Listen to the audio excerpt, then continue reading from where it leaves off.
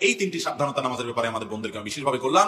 অনেক মহিলারা আছেন সারা জীবন নামাজ পড়েছেন কিন্তু তাদের নামাজ হয় নাই। যে অনেক বোনরা আছেন রাত বিরাত পর্যন্ত, এটা শুধু এই অঞ্চলে নয়, সারা দেশে এই রোগ, যে রাত গভীর রাত পর্যন্ত মোবাইলে টিপি টেলিভিশন দেখা দেখি এগুলা করতে করতে আমাদের রাতের বড় অংশ কেটে যায়। ফজরের নামাজ পড়া হয় না, সন্তানদের পড়তে দেই না, নিজেরা পড়তে পারি না। অনেকে 7টা 8টা বাজে 9টা বাজে ঘুম থেকে উঠেন।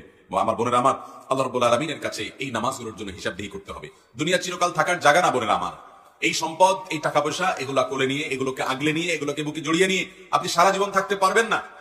বিশ্বাস করুন, আল্লাহ রাব্বুল আলামিনের কাছে আমাদের সবাইকে যেতে হবে। ইন্না লিল্লাহ, নিশ্চয় আমরা সবাই আল্লাহর সৃষ্টি, ওয়া ইন্না ইলাইহি রাজিউন, আর আমাদের সবাইকে আল্লাহর কাছেই ফিরে যেতে হবে। যেহেতু আল্লাহর কাছেই ফিরে যেতে হবে, অতএব আসুন আমরা 5 ওয়াক্ত নামাজের ব্যাপারে ইহতিমাম করি, এর ব্যাপারে গুরুত্ব আরোপ করি। আমরা 5 ওয়াক্ত নামাজকে যথাযথভাবে পড়ার চেষ্টা করি এবং আল্লাহর ভয় অন্তরে জাগ্রত করি। দেখুন, যার এখন যে বয়স আছে, যার বয়স এখন 30 হয়েছে, তিনি চিন্তা করুন আপনার জীবনের মূল সময়টা এখন পার হয়ে যাচ্ছে। মূল সময়টা পার হয়ে যাচ্ছে। আর 10 বছর পর, 40 পার হওয়ার পর আপনি চাইলে অনেক ইবাদত করতে পারবেন না, আপনি চাইলে অনেক নেক আমল করতে পারবেন না। শরীরটা দুর্বল হয়ে আসবে, শরীরে নানা রকমের রোগ ব্যাধি শুরু হবে, ওজুটা ধরে রাখতে পারবেন না, ঝিমানি আসবে, নানান রকমের অসুবিধা তৈরি হবে। ইবাদতের সময় কিন্তু চলে যাচ্ছে। তখন চোখের পানি ফেলবেন, আফসোস করবেন, কিন্তু ইবাদত আর করতে পারবেন না। এরপর একটা সময় আপনি দেখতে দেখতে দুনিয়া ছেড়ে, সবকিছু ছেড়ে আপনাকে চলে যেতে হবে। এই সম্পদ মানুষ ভাগযোগ করে নিবে, ওয়ারিসরা, ছেলে মেয়েরা, নাতিপুতিরা ভাগযোগ করে লুটপাট করে নিয়ে নিবে, কিন্তু আপনাকে আপনার আমল নামা নিয়েই দুনিয়া থেকে যেতে হবে। অতএব আসুন আমরা 5 ওয়াক্ত নামাজকে সুন্দর করি।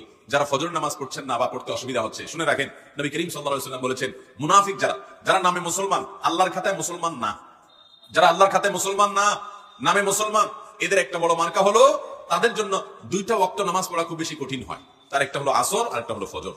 এই 2 ওয়াক্ত নামাজ যদি কারো দ্বারা পড়া সম্ভব না হয়, সে অন্যান্য ওয়াক্ত পড়ে কিন্তু এই 2 ওয়াক্ত পড়তে পারে না, তাহলে সে যেন সাবধান হয়, সে যেন সোজা হয়ে বাদ দিকে দৌড়ায় এবং ঈমানকে নবায়ন করে। কারণ নবী করিম সাল্লাল্লাহু আলাইহি ওয়াসাল্লাম এটাকে বলেছেন যে এই 2 নামাজটা হলো মুনাফিকদের জন্য সবচেয়ে কঠিন, সবচেয়ে ভারী, এটা পড়তে তাদের সবচেয়ে বেশি অসুবিধা হয়। অন্যান্য নামাজগুলো তারা হয়তো পড়ে কিন্তু এই 2 নামাজ পড়তে পারে না। বিধায় আমাদের যাদের ফজরের নামাজ পড়া হয় না বা ফজর নামাজ পড়তে পারি না, বা চেষ্টা করেও আমার দ্বারা বেশিরভাগ সময় ফজর নামাজ পড়া হয় না, মিস হয়, কিংবা পড়ি কিন্তু অনেক কষ্ট হয়, সাধারণত হয় না, একদিন হয়তো 5 দিন হয় না, এবং সময় মতো হয় না, সকালে 8টা 9টা উঠে নামাজ পড়েন, মনে রাখবেন আমাদের জন্য এটা অ্যালার্মিং, যেটা শয়তানের ওয়াসওয়াসার কারণে, কুমন্ত্রণের কারণে আমরা মুনাফিকদের কাতারে চলে যাচ্ছি কিনা। অতএব আমার মা বোনদের প্রতি আমার উদাত্ত আহ্বান থাকবে, 5 ওয়াক্ত নামাজ ঠিক করুন। আপনার অন্য সব আল্লাহ তাআলা ঠিক করবেন। ইন্নাস সালাতা তানহা আনিল ফাহশাই ওয়াল মুনকার, নামাজ মানুষকে অশ্লীল এবং অন্যায় কাজ থেকে বিরত থাকতে বিশেষ চেষ্টা করবেন।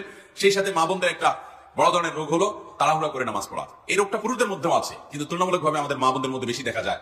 লম্বা সময় নিয়ে খুব ধীর স্থিরতার সাথে সূরা ফাতিহা পড়বেন, এরপরে সুন্দর করে বিসমিল্লাহির রহমানির রহিম পড়ে একটা সূরা মিলাবেন আস্তে আস্তে, এরপরে আল্লাহু আকবার বলে শ্রদ্ধার সাথে, আল্লাহ সবচেয়ে বড়, আল্লাহ সবচেয়ে মহান, অন্য কোনো চিন্তা যেন মাথায় না আসে, এটি ভেবে এরপরে রুকুতে যাবেন। রুকুতে গিয়ে পিঠ সোজা করে, রুকুতে গিয়ে পরিপূর্ণভাবে রুকুতে গিয়ে তারপরে এবার তাসবিহ পড়বেন, সুবহান রাব্বিয়াল আযীম, মহান রবের পবিত্রতা জ্ঞাপন করছি, সুবহান রাব্বিয়াল আযীম, আমার মহান রবের পবিত্রতা জ্ঞাপন করছি, সুবহান রাব্বিয়াল আযীম, আমার মহান পালনকর্তার পবিত্রতা জ্ঞাপন করছি। এভাবে আস্তে আস্তে তাসবিহ নিবেদন করে আস্তে আস্তে আবার রুকু থেকে উঠে সোজা হয়ে দাঁড়াবেন টান হয়ে, এরপর আবার আস্তে আস্তে আপনি আল্লাহু আকবার বলে সিজদায় যাবেন। খুব ধীরে ধীরে সিজদায় গিয়ে লম্বা সময় নিয়ে, যত বেশি লম্বা সময় দিতে পারেন তত ভালো, তত বেশি আপনার নামাজ সুন্দর হবে। সুবহান রাব্বিয়াল আলা, আস্তে আস্তে পড়েন, তাড়াহুড়া না। এরপর আবার সুবহান রাব্বিয়াল আলা, আবার একটু সময় নিয়ে সুবহান রাব্বিয়াল আলা, আমার সর্বোচ্চ সর্বমহান আল্লাহ রাব্বুল আলামিন, রব যিনি আমার পালনকর্তা, যার হাতে আমার জীবন মরণ রিজিক সবকিছু, তার জন্য পবিত্রতা জ্ঞাপন করছি। এভাবে তাসবিহ পেশ করে এরপরে আস্তে আস্তে আল্লাহু আকবার বলে বসেন, বসে আবার দোয়া পড়েন, রব্বিগফিরলি ওয়ারহামনি ওয়াহদিনি ওয়াআফিনি ওয়ারফানি ওয়াজবুরনি ওয়ারযুকনি। আপনি দোয়াগুলো আস্তে আস্তে পড়েন, এরপরে আবার সিজদায় যান। এভাবে ধীরে ধীরে সাথে নামাজ পড়েন। আমাদের মা বোনদের বেশিরভাগই নামাজ পড়েন কিন্তু হুলস্থুল করে। যারা নামাজ পড়েন দেখা যায় খুব তাড়াহুড়া করে নামাজ পড়েন। মনে রাখবেন, তাড়াহুড়া করে যে নামাজ পড়েন নবী করিম সাল্লাল্লাহু আলাইহি ওয়াসাল্লাম বলেছেন সে হলো সবচেয়ে নিকৃষ্ট চোর। কারণ রুকু সিজদা সে চুরি করে, এমন ভাবে দেয় মনে হয় সে ফাঁকি দিতে চাচ্ছে, তাড়াহুড়া করে কোনো রকম পার করে চলে যেতে চাচ্ছে। এই জন্য নবী সাল্লাল্লাহু আলাইহি ওয়াসাল্লাম বলেছেন সবচেয়ে নিকৃষ্ট চোর হলো এই রুকু সিজদা যে চুরি করে সে মহিলা। ঠিক কিভাবে, সে পুরুষ বা মহিলা যেই হোক।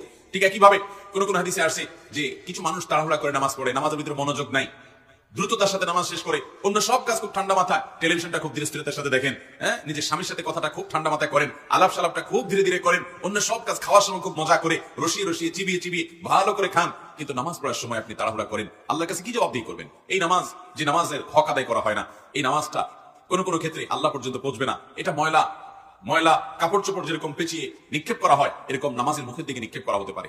এই জন্য আমার মোহতারাম বোনেরা, আপনাদেরকে বলছি, মোহতারামা বোনেরা, আপনাদের নামাজগুলোকে, আমাদের নামাজগুলো আমাদেরকে সুন্দর করতে হবে। খুব ধীরে ধীরে নামাজ পড়বেন এবং লম্বা কেরাতে, লম্বা রুকুতে, লম্বা সিজদাতে নামাজ পড়বেন, তাড়াহুড়া করবেন না।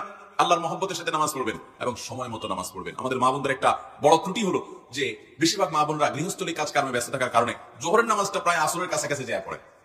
কারণ রান্না বাড়া শেষ করে ছেলে মেয়েদেরকে খাওয়ানোর পর, তাদেরকে গোসল টোসল দেওয়ানোর পর, নিজে গোসল টোসল করে সব গোছায় সামলায় তারপর তিনি দেখা যায় নিজে নামাজ পড়তে যান। ততক্ষণ দেখা যায় 3টা বেজে যায়, 3:15 বেজে যায়, অনেক সময় আসল ওয়াক্ত হয়ে যায়, আসল ওয়াক্তের কাছাকাছি হয়ে যায়। এটা খুবই ভয়াবহ একটা বিষয়। অনেক মহিলা আছে আমাদের দেশে যে সারা জীবন তাদের জোহরের নামাজটা হয় একেবারে শেষ ওয়াক্তে। মনে রাখবেন, নবী করিম সাল্লাল্লাহু আলাইহি ওয়াসাল্লামকে জিজ্ঞাসা করা হয়েছিল সবচেয়ে উত্তম নামাজ কোনটা, সবচেয়ে উত্তম আমল কোনটা। তিনি বলেছেন আস-সালাতু লিআউয়ালি ওয়াক্তিহা, ওয়াক্ত হওয়ার পর শুরুর দিকে নামাজ আদায় করা, এটা হলো সবচেয়ে উত্তম আমল। অতএব আপনারা এই আমলটার ব্যাপারে খুব বেশি যত্নশীল থাকবেন, খুব বেশি মনোযোগী হবেন এবং আল্লাহর জন্য নামাজকে সুন্দর করবেন। আল্লাহ তাআলা আপনাদেরকে সেই তৌফিক দান করুন। সেই সাথে নামাজের ব্যাপারে আমাদের মা বোনদেরকে একটি বিষয় আমি সাবধান করতে চাই, সেটা হলো যে আপনারা অনেকে নামাজ পড়েন কিন্তু নামাজের একটা ফরজ হলো সতর ঢাকা। এই সতর ঢাকাতে আপনাদের প্রচুর পরিমাণে ত্রুটি থাকে। নামাজের জন্য যে সতর ঢাকতে হবে সেটা হলো পুরুষরা তো নাভি থেকে হাঁটু পর্যন্ত ঢাকতেই হবে, সেই সাথে কাঁধের উপরে কাপড় থাকতে হবে, হাদিস থেকে বোঝা যায় পরিষ্কার ভাবে। মূল হলো নাভি থেকে হাঁটু, এইটুকু হলো সতর। পাশাপাশি কাঁধের উপর রাখাটা পুরুষদের জন্য আপনার কর্তব্য, কিন্তু মূল সতরের বাইরে।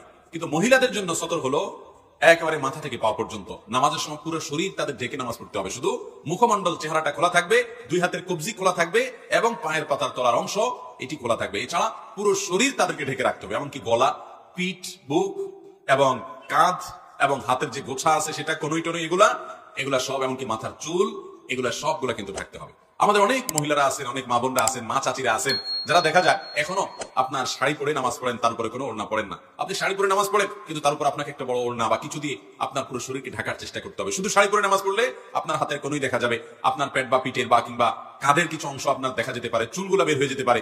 যদি আপনার পুরো নামাজ জুড়ে এরকম শরীরের সমস্ত অঙ্গ প্রত্যঙ্গ খোলা থাকে, আপনার নামাজ হবে না। অনেক মহিলারা আছেন সারা জীবন নামাজ পড়েছেন কিন্তু তাদের নামাজ হয় নাই। অতএব আমাদেরকে মনে রাখতে হবে, মাথা থেকে পা পর্যন্ত মহিলারা নামাজের জন্য পুরো শরীরকে ঢেকে নামাজ পড়বেন, এটি তাদের জন্য ফরজ। এটি না হলে তার ফরজ তরক হবে, নামাজই হবে না। বিদায় এই 3টি সাবধানতা নামাজের ব্যাপারে আমাদের বোনদেরকে আমি বিশেষভাবে করলাম।